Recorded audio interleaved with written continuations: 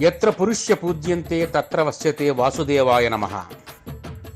ఎక్కడైతే పురుషుడు పూజింపబడతాడో, ఏ ఇంట్లో అయితే పురుషుడికి సముచిత స్థానం లభిస్తుందో, నోరు తెరిచే మహద్భాగ్యం అనుగ్రహింపబడుతుందో, దుకాణాల్లోనూ మాల్స్లోనూ అన్నీ స్వేచ్ఛగా స్వతంత్రంగా కొనుక్కునే బృహత్ అవకాశం ఇవ్వబడుతుందో, కీలక నిర్ణయాలు తీసుకున్నందుకు కీళ్లు విరగొట్టకుండా క్షమింపబడతాడో, ఆయా ప్రదేశాల్లో శ్రీ మహావిష్ణువు అష్టలక్ష్ములతో సదా కొలువై ఉంటాడట. ఈ విషయం సూతమహాముని తన శిష్యులకు వాతలు పెట్టి మరీ చెప్పాడట.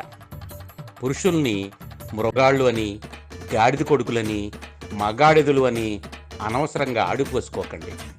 ఎందుకు అనవసరంగా జంతువులను బాధ పెట్టడం? ఎక్కడ పడితే అక్కడ పురుషుల్ని గౌరవించండి.